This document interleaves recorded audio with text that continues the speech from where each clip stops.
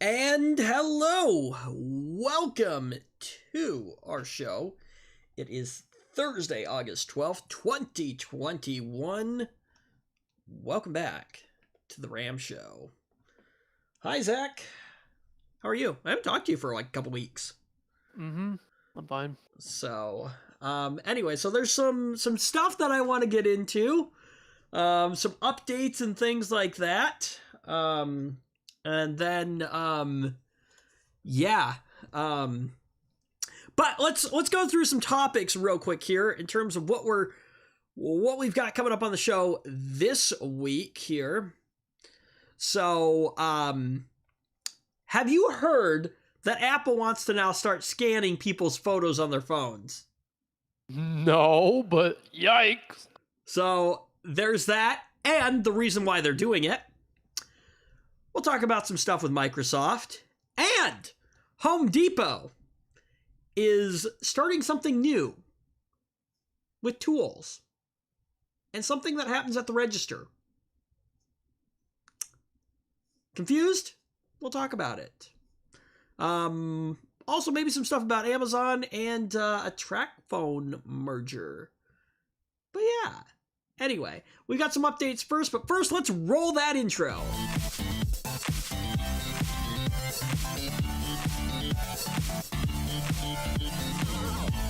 I'm just realizing, like, this is the first time that I've rolled the intro in, like, quite a while, because I always forget that we have it.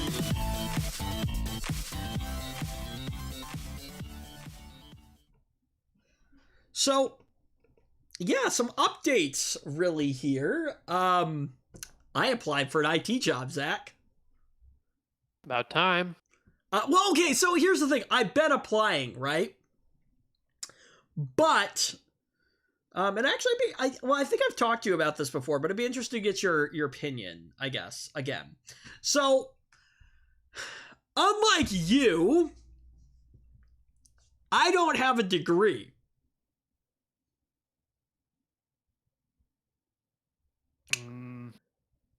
Nor do I have any certifications, which makes getting a job in IT a bit difficult. Here's the thing, is yes, I don't have a degree, I don't have certifications, but at least you know, Zach, that I know what I'm doing. Yeah. The problem is convincing an employer that I know what I'm doing without those things. So, but, I applied for a position with a it's an entity that does some stuff in the healthcare industry. Um, sort of. Anyway, um, so this was a couple of weeks ago or so, and they sent me an email and said, "Hey, would like to do a phone interview." So I did a phone interview with them, and now we're working out details for me to go in and do a face-to-face in-person interview. So Do you have to move? no, it's in my area. So it would be a higher pay. I'm not quite sure what. There is still some discussion, I guess, between whether or not it would be salary based or hourly based. Honestly, like those are considerations that my mother's like, oh, you should ask about these things and stuff like that. Honestly, myself, I'm just like, I just want to get a job in IT so I can get my foot in the door.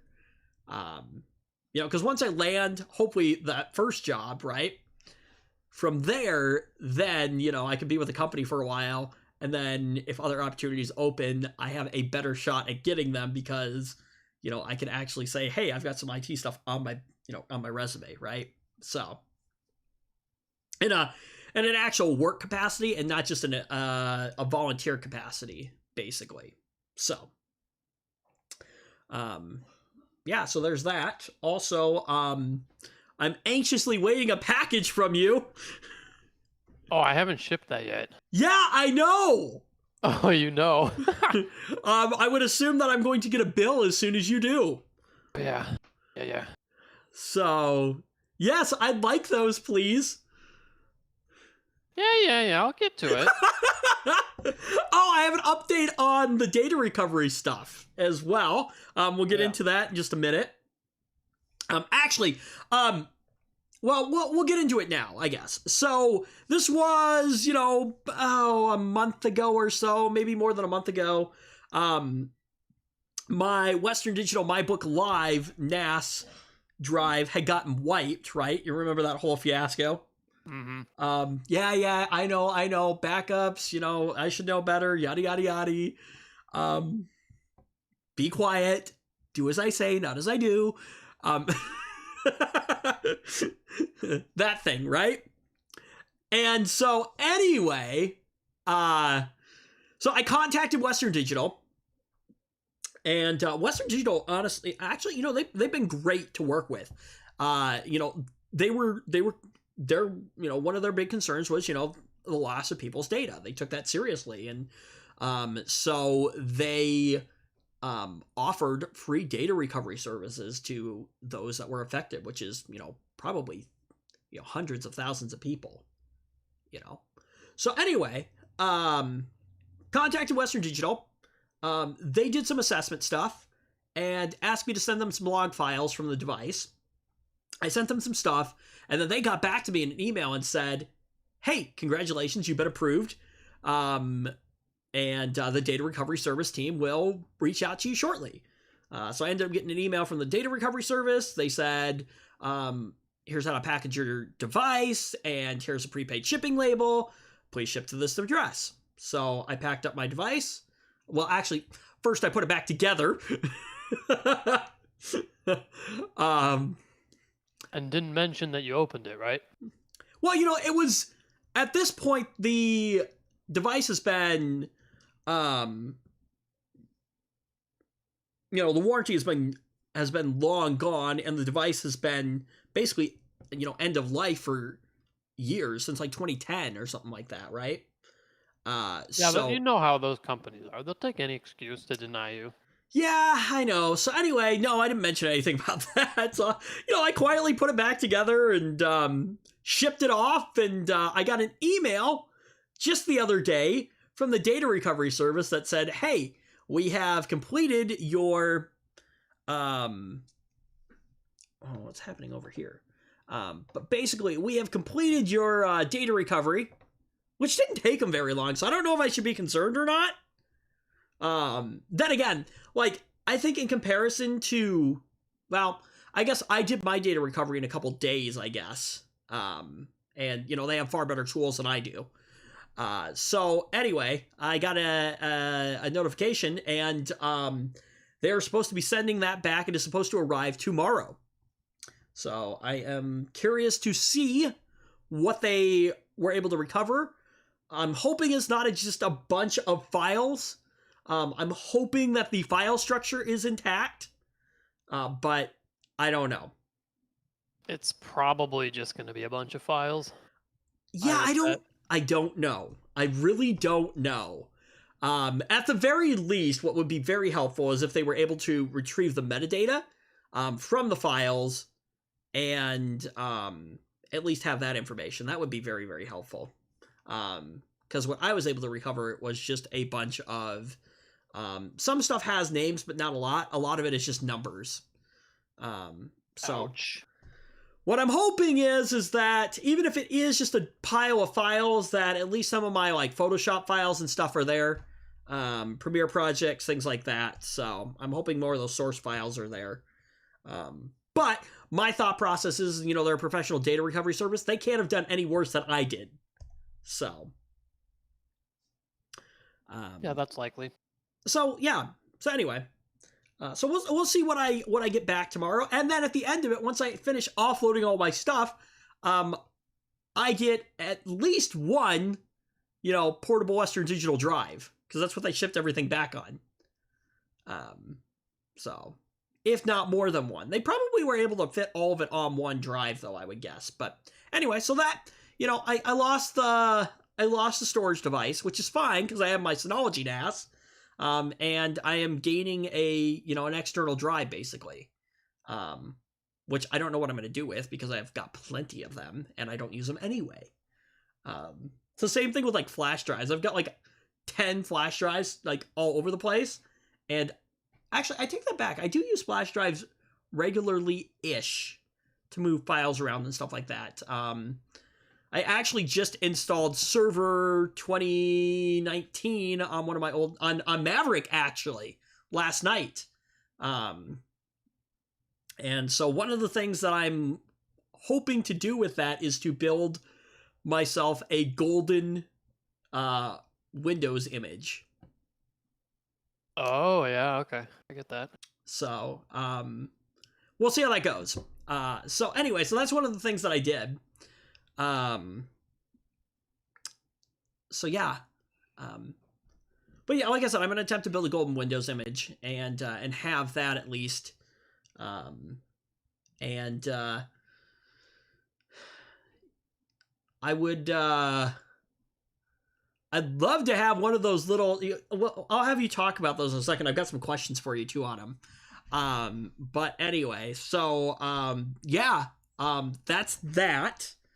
I'm trying to think other updates because we've been gone for a couple weeks. I got a new laptop.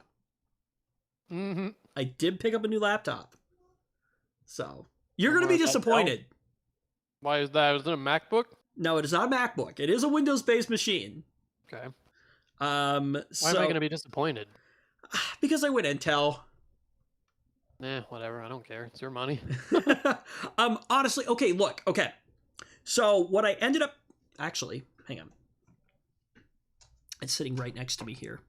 Let me talk about this system a little bit here. I mean, it's not inconceivable that there's a scenario in which, given a bunch of choices, Intel is the superior choice. I've been happy with what I've picked up so far. So this is it right here. This is a 15-inch. I don't know if you can see this, Zach. Can you? I can see it, yeah. Yeah, so this is a 15-inch HP Pavilion system. So it weighs about 8 pounds or so, maybe less than that. So it's very light. It's got a full keyboard, backlit keyboard. Let's see. It is an Intel Core i7 11th gen. It's only a quad core. So, I mean, I would have liked to have had maybe a few more cores in this system, but when I'll explain what I actually picked this up for, like the main purpose of why I picked up something like this. I'll get into that in a second. Probably more than I should have spent on it, but anyway, we'll get into that in a second. Let's see. This has the Intel Iris Xe graphics in it, which I had talked about earlier, and they are supposed to be better. They're supposed to be pretty decent onboard graphics, actually. One of the things I really appreciate about the system is, let's talk ports real quick here. So it's got a full HDMI. It has 2 USB Type A super speed ports. It has a single USB-C port, and it's got a micro SD card reader on it, and a headphone jack. Also Kensington lock, and the barrel connector for the power on here. Now, that single USB-C port that is on here, Zach, this is very important for me. I can plug in a charger to it, and it will charge the system. It will charge the laptop. Why is that important to you?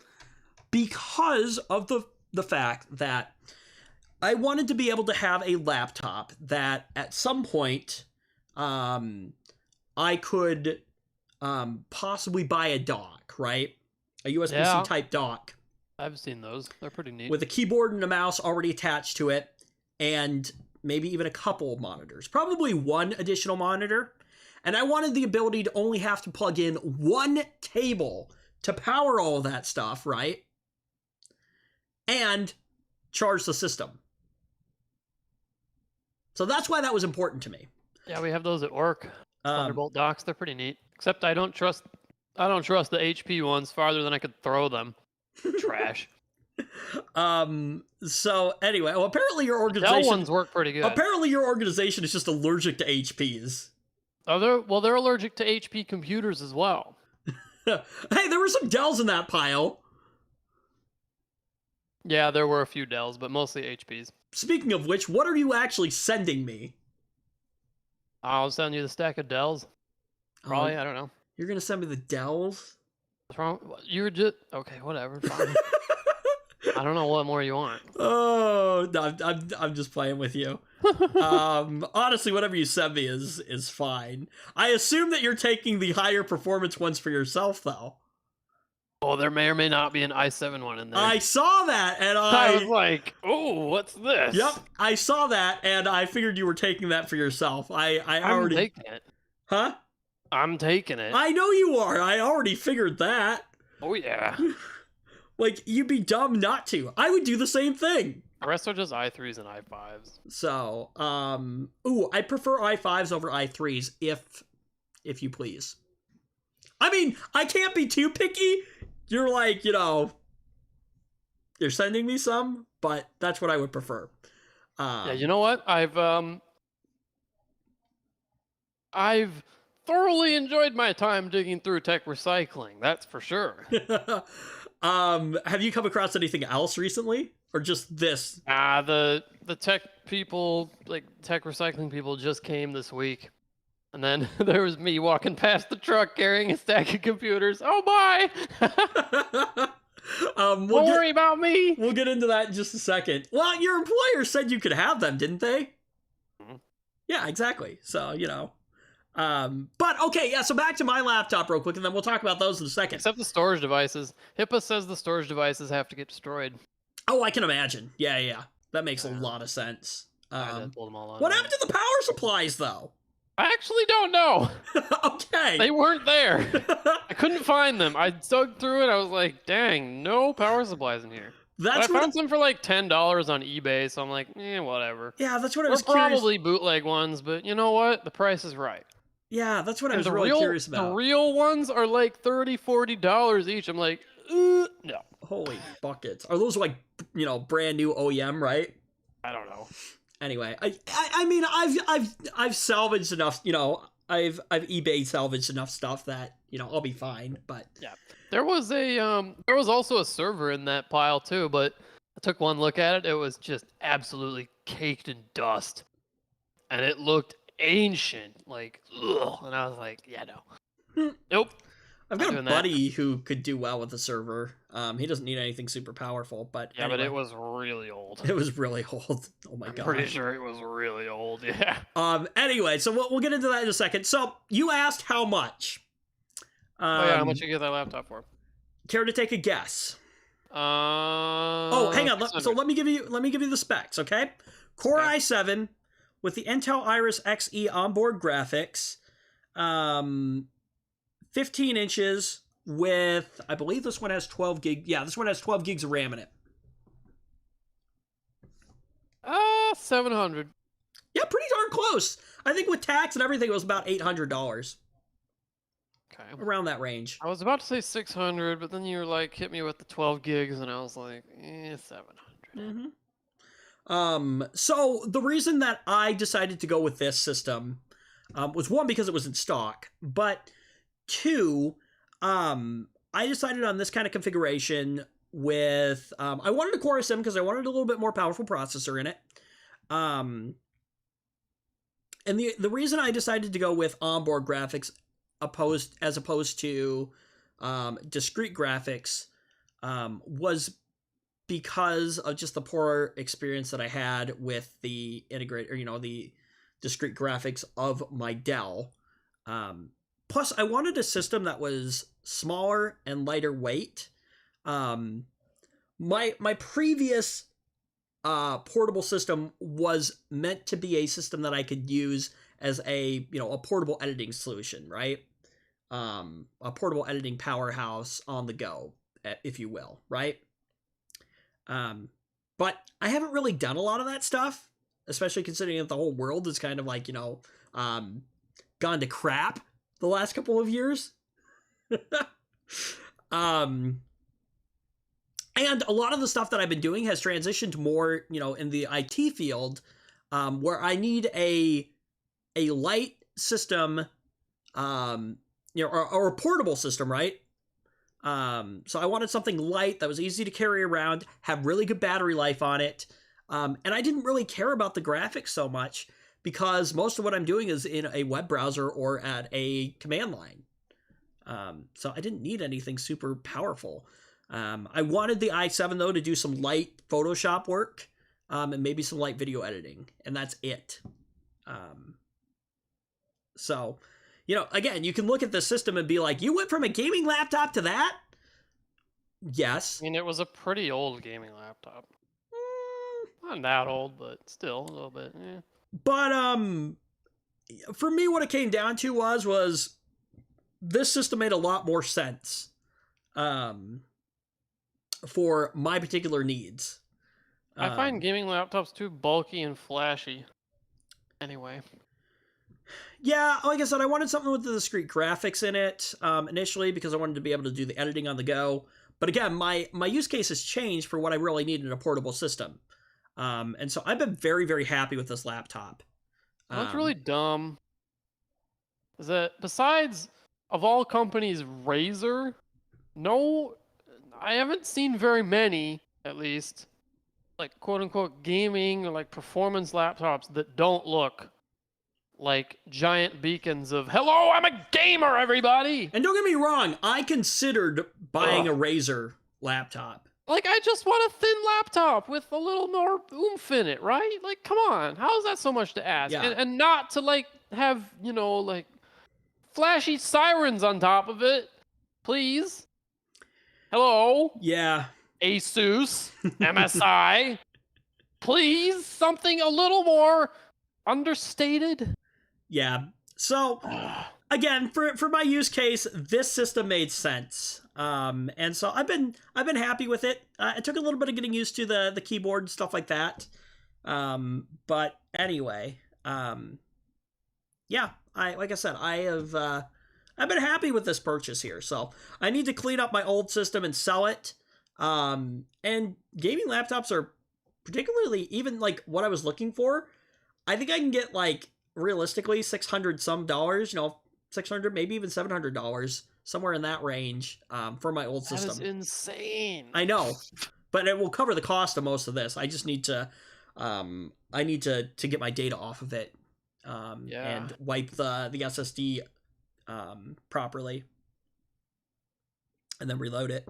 So anyway, but yeah, so there's a new system. But yes, okay, so this is what I'm really excited about. Hang on, let me do this real quick here, right? Let me pull this up. So I'm at work the other day, and did you find some fun stuff dumpster diving too? No. I'm talking about the stuff that you found. So I'm at work the other day, right? And I get a message from Zach with this in it. And I'm like, that's kind of neat. And my first initial thought is, what's wrong with them?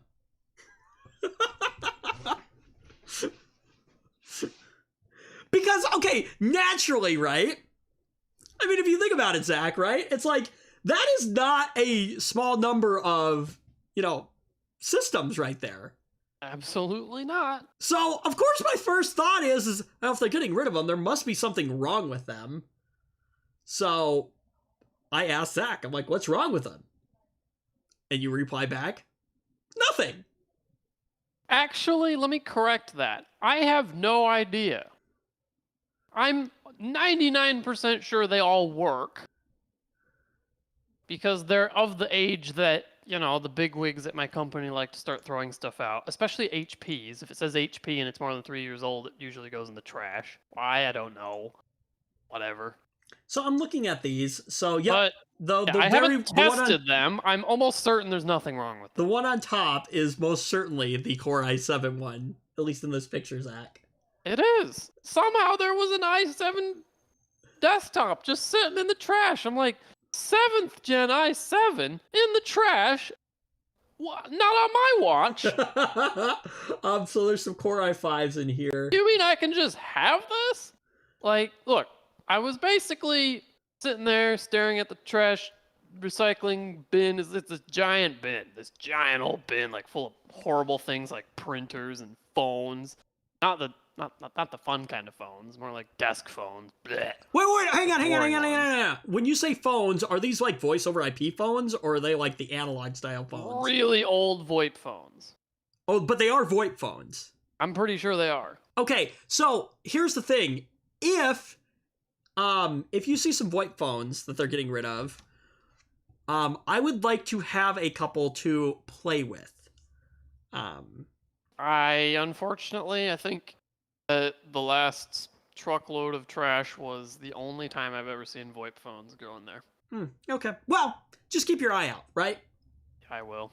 I'm kind of looking for a Surface Pro as well. They like to throw away Surface Pros, but the last one I found, I couldn't get it to work. Do you want it? I can grab it. What's wrong with it? What is it doing? Well, it booted once for me, but I just couldn't for the life of me get it to boot again. So I don't know. I don't know. I tell you what, if you want to send it my way with this stuff, I don't know. I will see if I can get it running for you. I'm actually not sure if I can take that because it's got storage in it. I can't take it out. We might get denied there, boss. Sorry. I was gonna say, like, I don't need a Surface. I'm perfectly fine. I don't either. But, I'm just like, Well, okay, here's what I was gonna say. If they let you have it for some, odd reason, right? And you want me to look at it for you, I don't have a problem doing that. Oh, so. You know what? You know what I do have? That I don't know what I'm gonna do with, but I think it's funny. I have what is it? Like a Lenovo, like all-in-one desktop, like touchscreen thing. I just saw it. I'm like, what am I gonna do with that? I don't know. I'm getting it. That's what I'm doing. Like, look, when you see cool stuff in the recycling. Now hold on. You say your grandmother needs a computer, though. Would you give it to her? My grandma needs a computer. Maybe. I don't know. Okay, so here's what I'm thinking, though. Here's what I'm thinking is, I don't know if she would want that. She is not very computer inclined, as I'm sure you can imagine. But here's the thing. Here's what I'm thinking, right? Is would a touchscreen interface be easier for her than a mouse? Maybe. I don't know. That's the reason I was thinking that. I mean, I can ask if she wants it. So that's what I was thinking. Either way, yeah. I mean, one of these systems I have will be refurbed, and I will see if I can get her to switch over. She's got a really bad computer. So as I'm looking at these, yeah, honestly, I would be okay with any of these systems here, but I would prefer Core i5 models over Core i3 models. These are all perfectly acceptable. I agree. Well, I left everything that was trash, like really, really trash. I'm like, yeah, no, none of this other crap. So this pile that I'm looking at, was this what you grabbed? In the picture? Yeah. Yeah. Okay. So that's what you grabbed. Okay. I would be curious if you could send me some model numbers off of these, because I'd like to do some research on some stuff. But sure. Anyway, so yeah, so I will get this. do so later. I just actually got back from Micro Center and picked up a few SSDs. Put in these. Did you buy M.2s, or did you just buy the 2.5s? Nah, I didn't feel like going and paying the extra. So they're just they're just 2.5-inch drives. Whatever.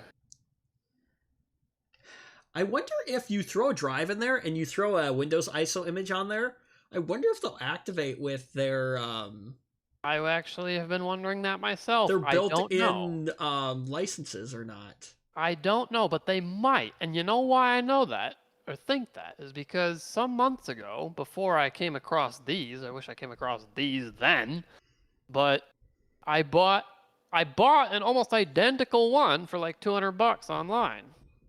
And I'm so that's where you got that one from. Yes, that's where I got that one. And I'm like, well, you know what? Screw smart TVs. This is my smart TV, okay? And I was like, well, fine, $200, whatever, sure. Well, dang, because I'm pretty sure that one of those in that pile is almost identical. But whatever. Anyway, where was I going with this? Oh yeah.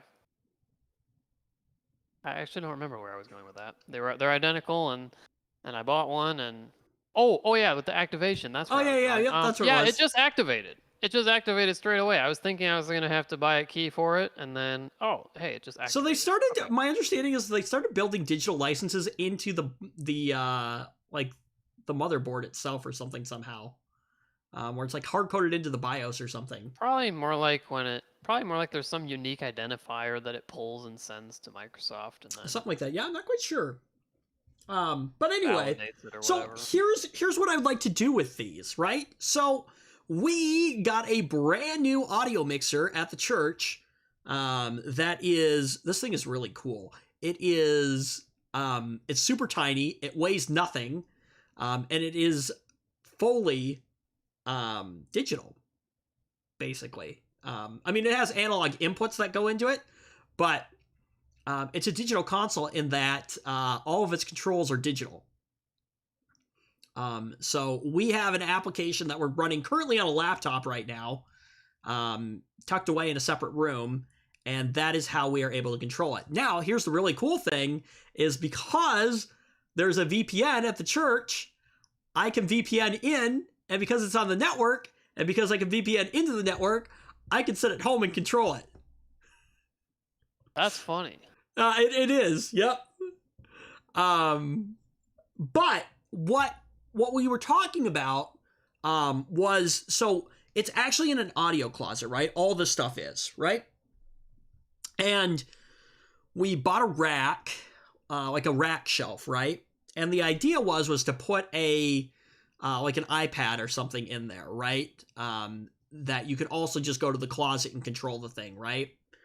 Well, seeing these, it gave me this idea of, rather than purchasing a iPad or something like that, right?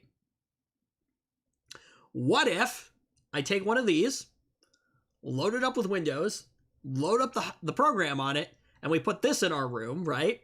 And then I take the laptop and I put that in the closet. So, because it's super small and compact and it won't take up a lot of room, which is really neat. And then I want a couple for the house too. So I'd like to have a like a secondary PC down in the basement. I've already got a couple, but I have been wanting one of these ever since so we have the same form factor. Pardon the noises in the background. My mother had what was it? Shoulder surgery to fix some discs in her arm, and so my understanding is that shoulder surgery, like it typically takes like the body like I think 6 weeks to heal, but like the shoulder for some reason takes like 9 just because of the area. So she's got all these exercises and things she's got to do and stuff like that, and so anyway, so that's what that probably was. But yeah, so we have these exact same like form factor styles. We have some Lenovo's at my particular entity right now, however, though. And ever since I saw them, I was like, I would really love to have one of those just because of the small form factor. So anyway, yeah, so I've been thinking about getting one. But we have a lot of these, and you know what? A lot of them get thrown away. Yeah, dude, I will take them. I will take, honestly, if you find more, I will take some more too. Oh, I'm gonna take every one of them that looks like it doesn't deserve to be in the trash. Trust me. Take first, invent a use for later. Build a botnet. Yeah, for sure. We don't talk about that. You know where I would really use one of these? If I had, if I had a different, like, home, right? And I actually had, like, a bigger kitchen or something like that, I would use one of these in, like, a kitchen space or something. But yeah, like you said, they're nice to have for just any small little, wherever you need a small little PC.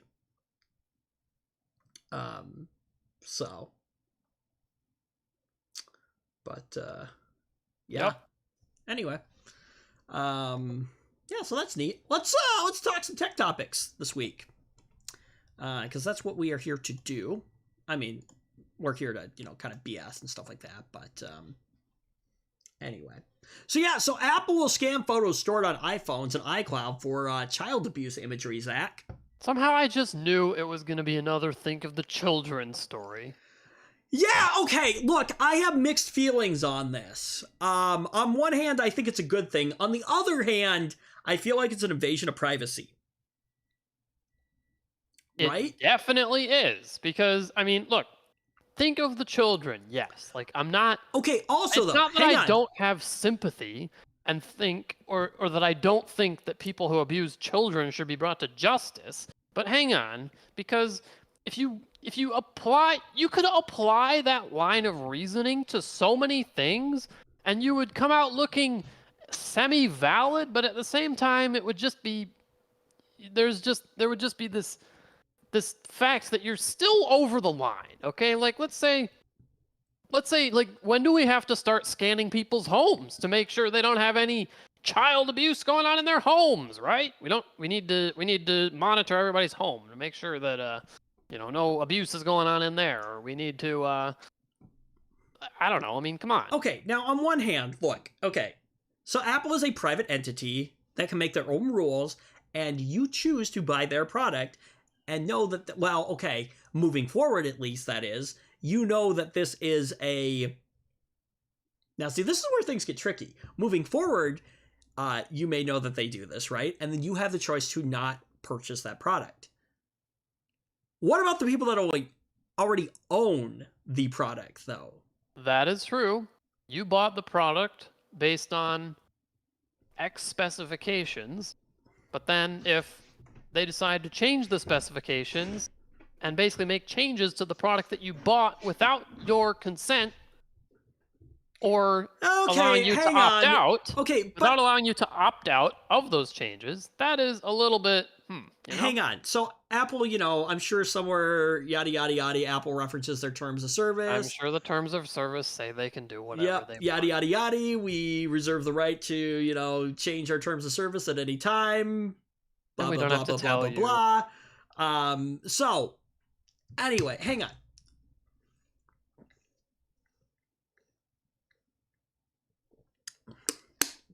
This is the part where I'm like, lttstore.com. Anyway, it's a bad Linus Tech Tips joke. So they've got their own merch and they're always like promoting it in like every video.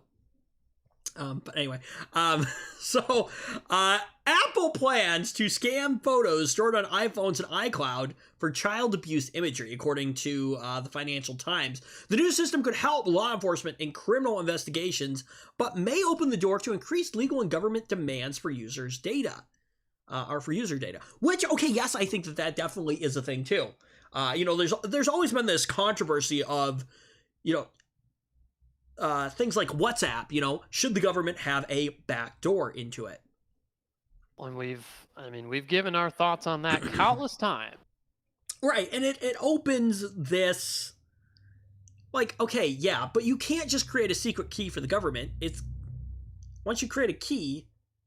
Show me a door that checks who you're with before letting you in. Oh, you're with the government? Welcome. Oh, you're not with the government? Get lost. And depending on who you ask as well, there's questionable behavior by the government. Whether you choose to believe that or not. This is not a political show, so we're not going to get into that, but there is that debate as well. Anyway, so the system called Neural Match will proactively alert a team of human reviewers if it believes illegal imagery is detected, who would then contact law enforcement if the material can be verified, the Financial Times said. Neural Match, which was trained using 200,000 images from the National Center for Missing and Exploited Children, will roll out first in the U.S. Photos will be hashed and compared with a database of known images of child sexual abuse. According to People briefed on the plans, every photo uploaded to iCloud in the U.S. will be given a safety voucher saying whether it is suspect or not, the Financial Times said.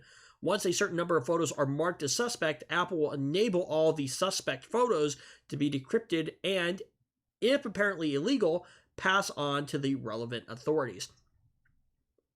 Okay, so here's one thing that I could see. Is in this digital era, people take photos of their children, right?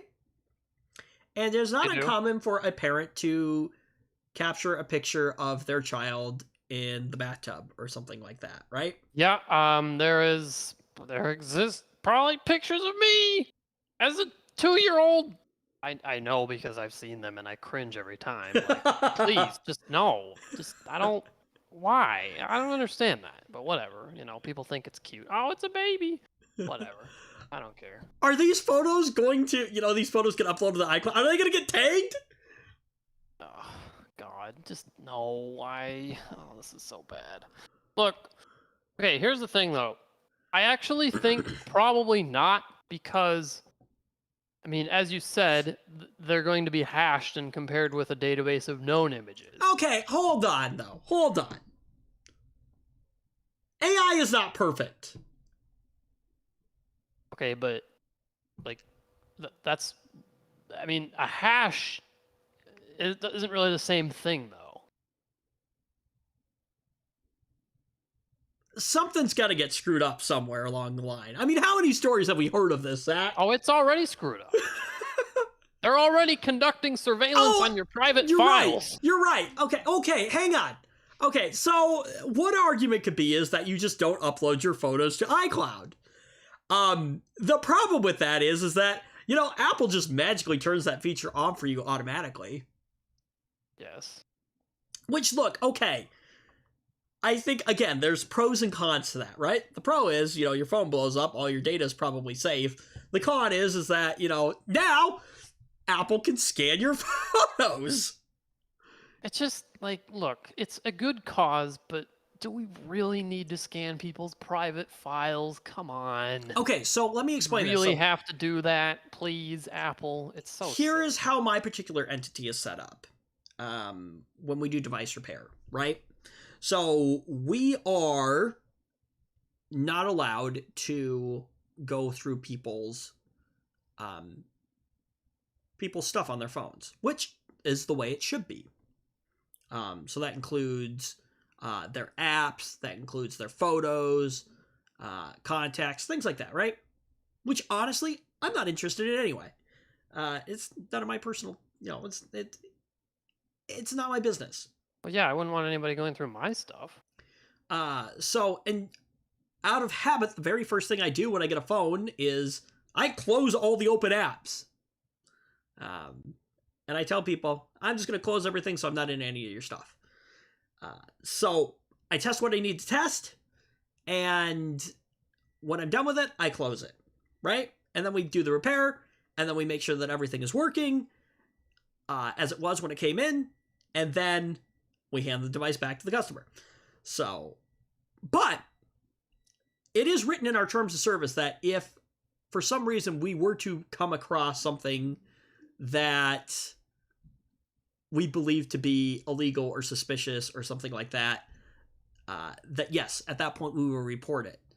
But I'm not going and looking for that kind of stuff. Right? So my point is that, I get where they're coming from, where they want to do something good, I guess. But I don't know. Again, it's that invasion of privacy that I feel, and I know that you feel. Well, where do you draw the line at the invasion of privacy? Right. Where do you draw the line? Today, it's we want to look at your files to make sure you don't have anything illegal. When does it become we want to look in your house to make sure you don't have anything illegal? We want to look into what you're thinking to make sure you're not thinking anything illegal. Like, but you have nothing to hide, right? So it's okay, right? Well, no, they're already doing that with the new microchip that they're. But think of what do you mean you don't like this? Can you not think of the children? I'm sorry, that was a bad joke against. Yeah, look, I got a vaccine. I got I'll be fully honest. 5G. I've got mine. I got my 5G. Yep. My cell phone reception improved dramatically upon receiving the vaccine. Let me tell you. Look, okay, we're not going to make this a political show, but my personal How belief... is it? That's political, whatever. Because it's turned into a political thing, which I believe that it never should have, but that is beside the point.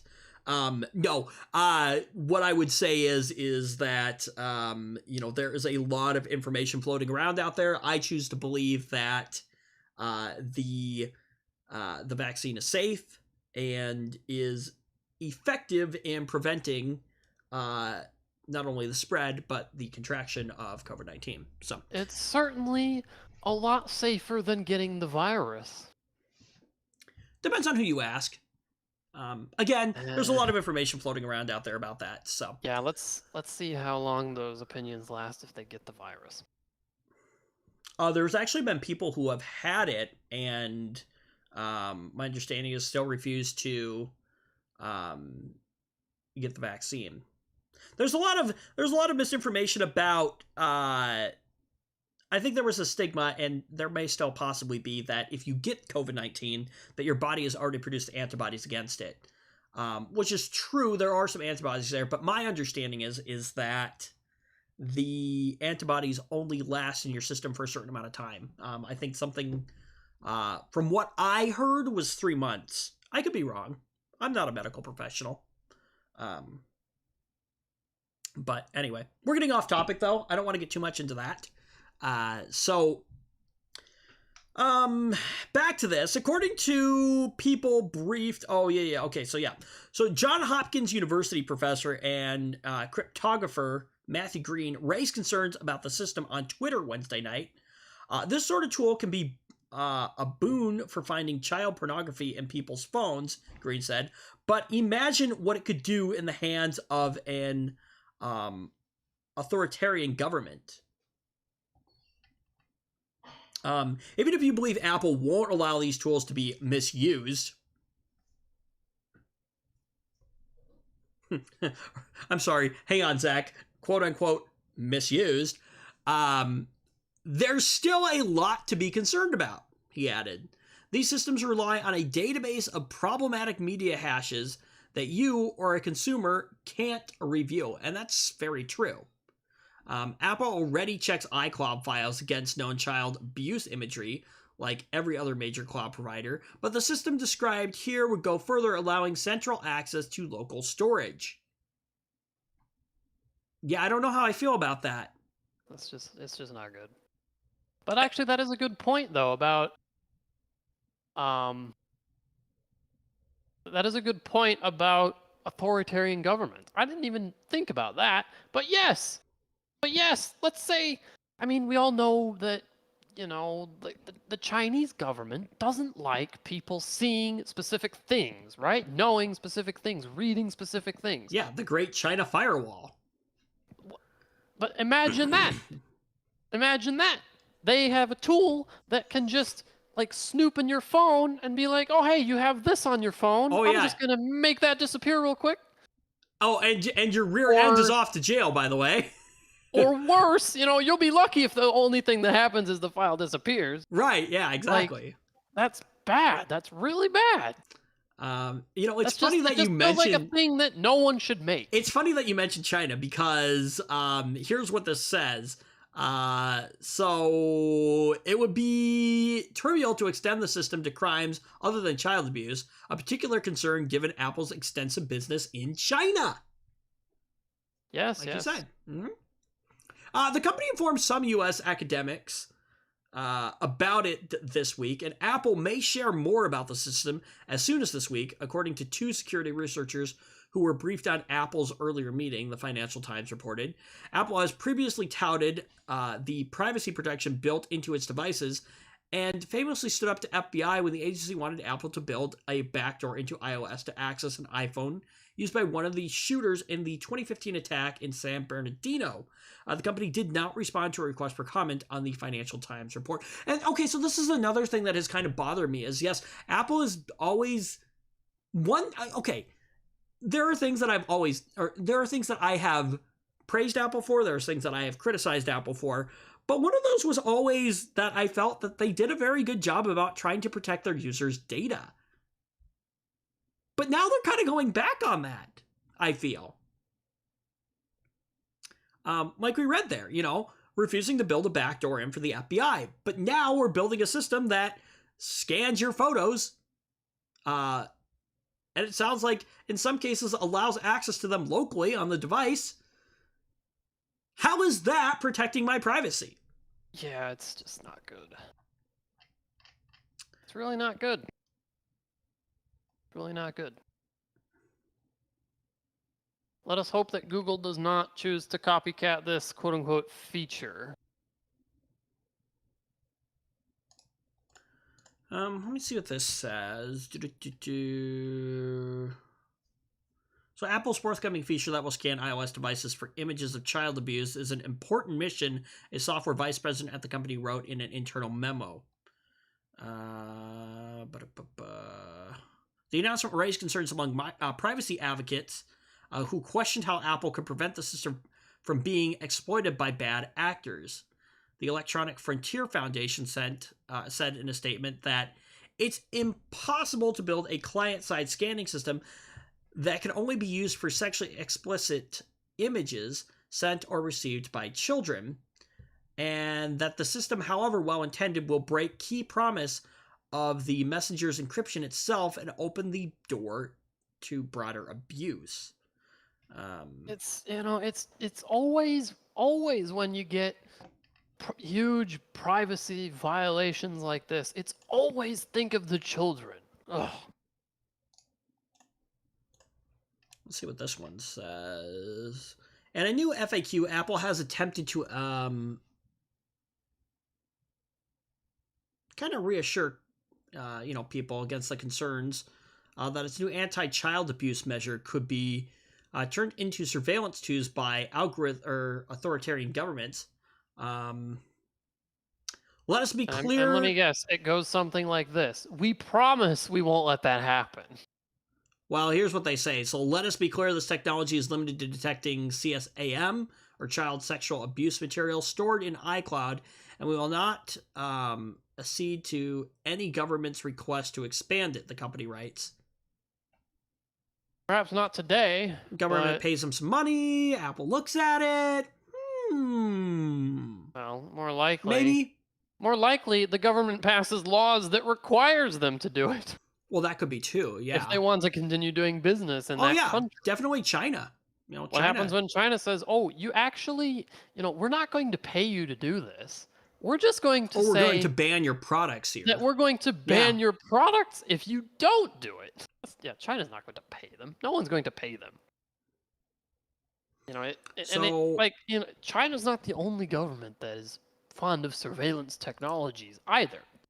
Yeah. They're just the most upfront about it, I guess. So Apple's one of the more upfront, I should say. Yeah, Apple's new tools announced last Thursday include 2 features designed to protect children. One called Communication Safety, which uses on-device machine learning to identify and blur sexually explicit images received by children in the Messenger app. Look, okay, I'm okay with that being on-device, right? It's local to the device. That's not going out to the cloud, right?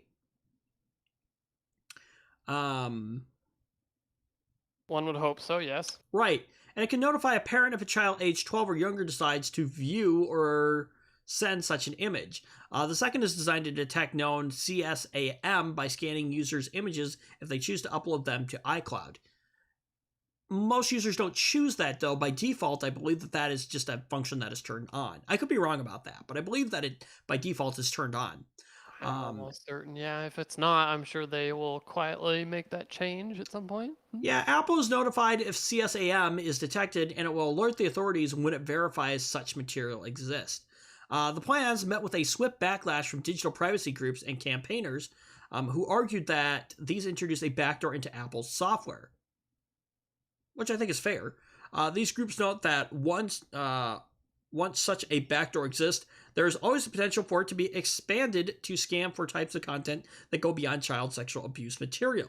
Authoritarian governments could use it to scam for politically dissent material or anti-LGBT regimes.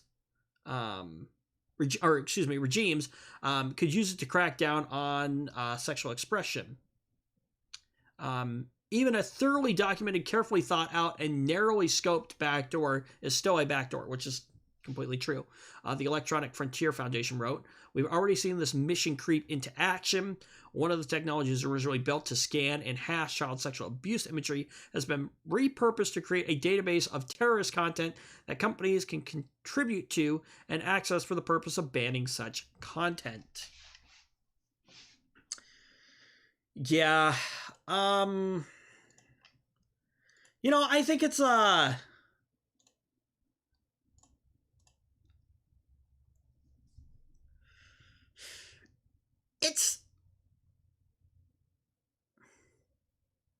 I can see it both ways. I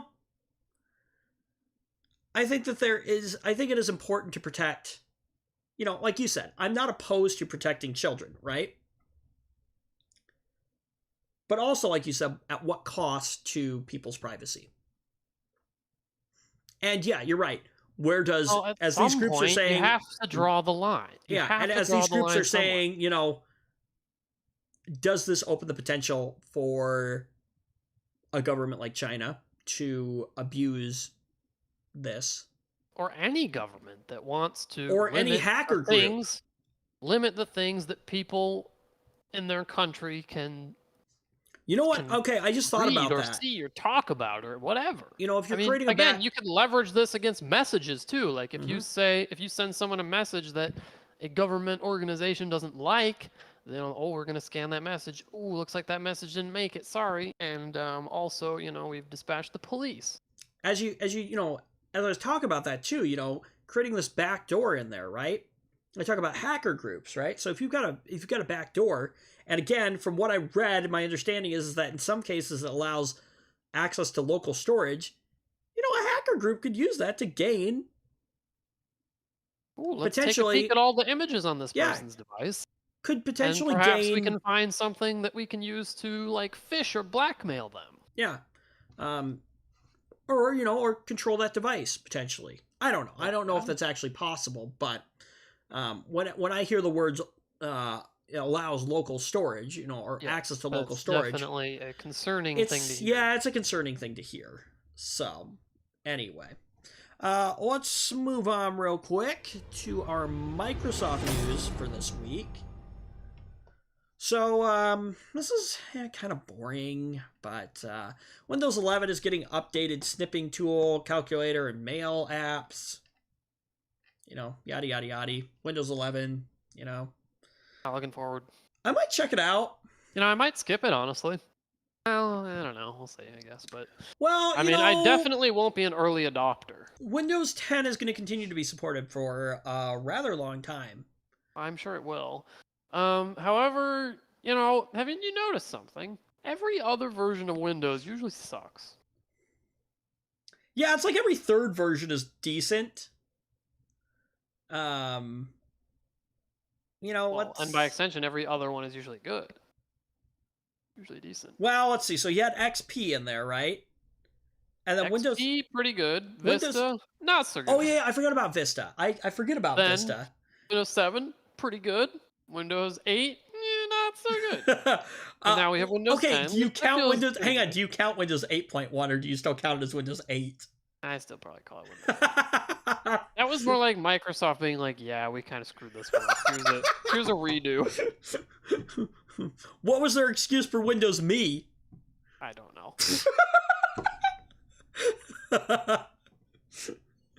Oh no, wait, that was Windows NT or Windows 2000 actually, I think.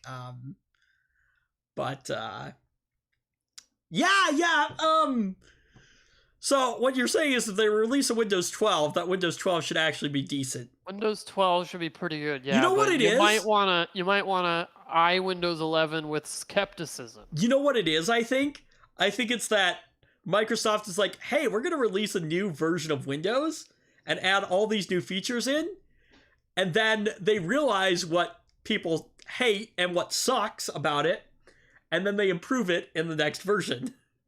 That's a possibility, yeah. So,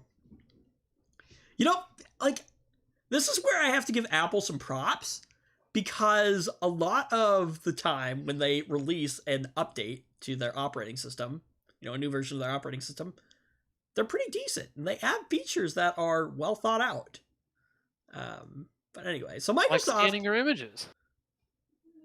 I was talking more like Mac OS X, right? I know. I'm just talking trash. I know. Yeah. Well, this is Apple just being Apple. But anyway, so Microsoft is improving some of the built-in apps available in Windows 11.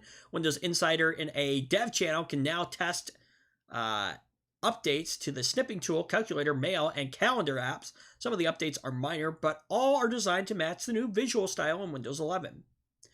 Okay, here's the thing. Can Windows 11 finally bridge the gap between, desktop apps and I think what they're calling the Metro apps?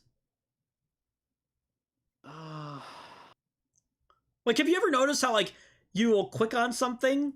I think they've gotten better in Windows 10, but, you'll click on something, and then it'll open up in, the legacy version.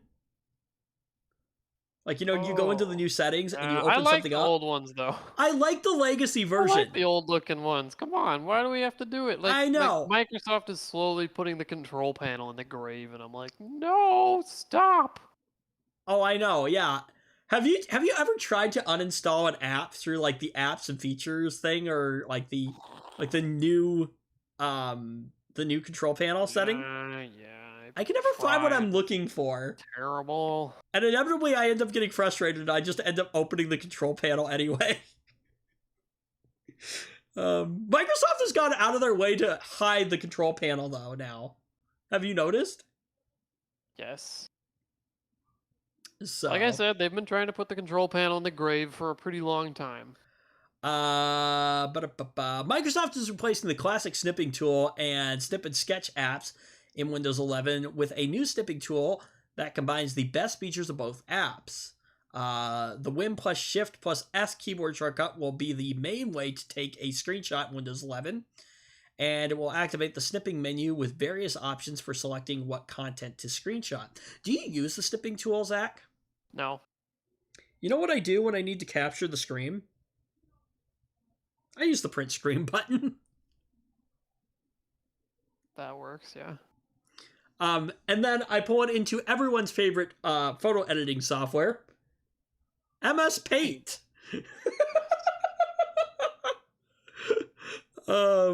In fact, I did that today. We were having a weird issue where we were trying to find a customer, and for whatever reason, it would like kind of show it for a second and then it would disappear. And so I just like printed the screen at that particular moment, threw it into Paint, and then I was able to see what the customer number was. So, let's see. They're also updating its mail and calendar apps in Windows 11 to match the operating system's new visual style. They've added rounded corners and other adjustments to make them look and feel part of Windows 11. Okay, cool. The calculator app in Windows 11 is also getting some minor improvements that will let you set a separate theme to the one you're using in the rest of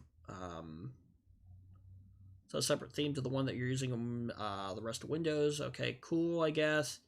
They've also rewritten the calculator in C#, allowing developers to contribute to its improvements over on GitHub.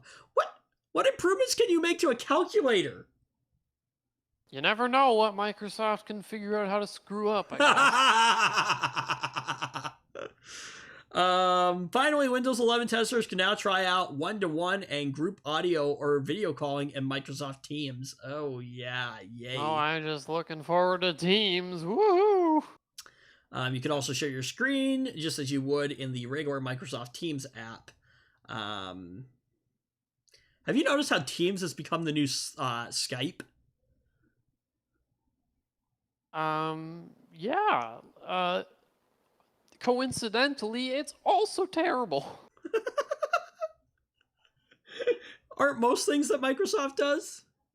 Yeah. A lot of it is pretty terrible, yeah. These are not going to be the only apps updated for Windows 11.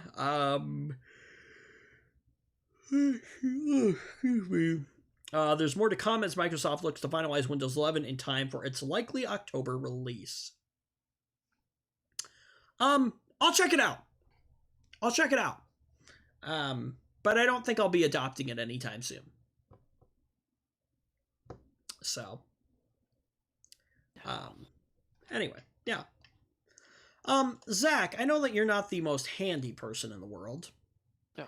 If I asked you to hang up a picture on the wall, would that be something that you would be capable of doing? But you just put a nail in the wall and put a picture on it, right? Okay, fine. My point was is you're not super handy, but anyway. Great. So you could have just left it at that. Anyway, so shoplifting is a major problem for many brick and mortar retail stores, Zach, as you know.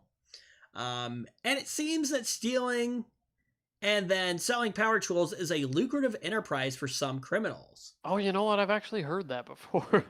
What a bizarre thing. Like, specifically power tools. Like, you know what? Oh, yeah. That drill? Oh, I gotta swipe that drill, man. Looks pretty good.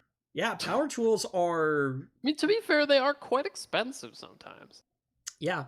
So, to combat this, Zach, the Home Depot is starting to sell power tools that, yeah, get this, won't work unless they've been activated at the checkout counter. Oh, no. I'm curious to know how this works. Look, I'm just waiting for the day when I can go to Google search and type in, look up jailbreaks for power drills, okay? When am I gonna get to look up jailbreaks for power drills? Is that today? Is it today? All I have to do is go and shoplift at Home Depot and I'll have an excuse to look up a jailbreak for a power drill? Oh, Woo-hoo. man.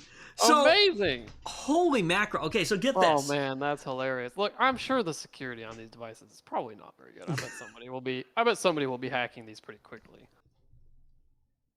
Hang on, we'll take a look at that in a second. But according to a 2020 survey in the U.S., organized retail crime cost retailers like $719,548 per $1 billion in revenue. That's a lot of money. One thief was recently arrested after selling more than $17,000 worth of power tools, Zach. So what happens when like something breaks and then my drill just decides to stop working because it got deactivated or something? Yeah, okay, so I have some questions on how the activation works. That is just the most ridiculous. I'll see if I can get thing some ever. answers Does it here. have to be like cloud connected or something? Is this one of those like always online drills? Like, oh darn, the internet went out again. I can't fix the deck. Let me tell you some funny stories about the internet going out in a second. Oh my gosh, that's just so anyway, terrible. while many stores put high-value items in locked display cases, Home Depot felt that this How tactic... about that? Yeah, how about just doing that? Like, how about one of those things where you get a card and then you give the card to the associate at the checkout and the checkout guy goes and gets it. Well, okay, now hang on. Okay, so Right? We do that? I'll play devil's advocate in a second here. But whatever. anyway, Home Depot felt that this tactic would negatively affect sales, so they partnered with suppliers to add an internal kill switch. Although persistent criminals might find a way to deactivate this feature, it sounds like Home Depot is hoping that that will be just enough trouble to convince most criminals to look for easier targets somewhere else. Which is true. I mean, you commonly hear that, just locking your car could prevent a break-in because a criminal is going to, they're not going to spend time. Somebody who left their car open. Yeah, exactly. They're going to look for an easy target, Well, and I don't know, I guess people who entertain themselves stealing power tools at Home Depot are not usually the most technically inclined, perhaps? So here is my Can't playing figure out how to devil's... jailbreak a drill? Well, no, here's my playing devil's advocate, right, as to why they would prefer this method over locking them in a case. And that is that, especially something like a tool, I can see somebody wanting to pick it up and hold it and see how it's going to feel. Which is part of the reason why you see retailers use the spider wraps on stuff rather than putting them behind a case, so that consumers can actually look at the packaging and read it and things like that, which increases sales. So this is from Hackaday. They say they would be really interested in getting their hands on one of these power tools to see what this kill switch looks like and how it works. Yeah, I'd be interested too.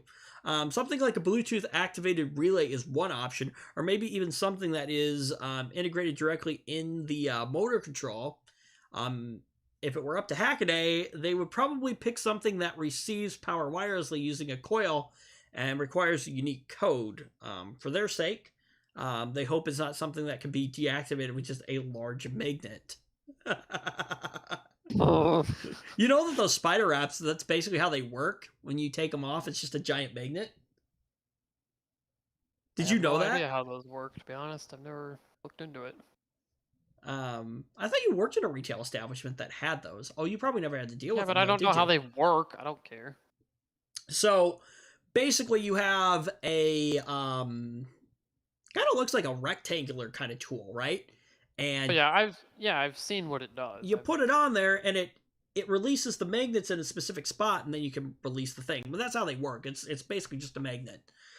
So if you could get a couple magnets, strong enough magnets, and put them in the right spots, you would be able to release those. So, so this is a funny thing. I picked something up at Walmart one time that had one of those, and the guy forgot to take the spider wrap off of it. So I got it home. So I actually have a spider wrap just like hanging around the house now. I had to figure out how to get it off. And my understanding is that there's no kill switch on them. You just wait for them to shut up, basically. So that's rough. Yeah. Let me look at this real quick here.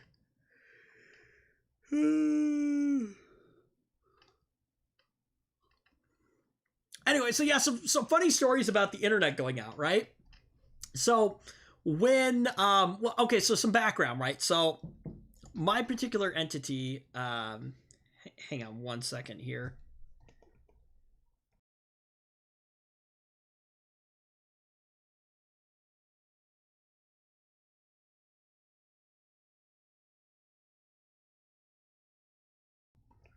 And we're back. Okay, so my particular entity, right, um, has a voice over IP phone solution, right? And so we were when we transitioned from being a corporately owned store to a franchise store, the corporate store system had this device um, that basically gave us a wireless backup through, or like a cellular backup, right, for internet. So our main internet connection goes down, we switch over to a cellular backup, right? Well, that was not included as or that particular piece of equipment was not included in the sale, and so we were supposed to give that back, right? And the reason that they figured that out was because our internet went down. Wonderful Mediacom internet, right? And so I get a phone call from one of our guys at the corporate office who's in IT, and they're like, "Yeah, you're like burning through all of our data." And I'm like, "Oh, well, okay." And he's like, "Yeah, could you, like," and then he's trying to make sure, so he needs like the MAC address off the back of it or something like that, or the serial number or something. So, and he's like, "By the way, I need you to send that back to us." And I'm like, "Okay, right." So I'm on the phone with him. I'm on the store phone with him, right? Well, yes, you've actually told this before. I know where it's going. yeah, I grabbed the device and yeah, I sort of unplugged it. Now I don't know about you, Zach, but what do voice over IP phones kind of need in order to function? IP, I think. Internet Protocol. Right. Yeah, they need a connection to the internet. Yeah, I had killed our internet because I hadn't restarted um the router yet at this point. And yeah, all of a sudden the phone line got very, very quiet. Yeah, I bet it did. So I called the guy back on my personal cell phone, and yeah, he knew what happened. Yeah, I can imagine. Whoops. So yeah, that was a thing. So yeah. Let me see. Anything else real quick here? Amazon will pay up to $1,000 damages caused by defective products, Zach. Let's see.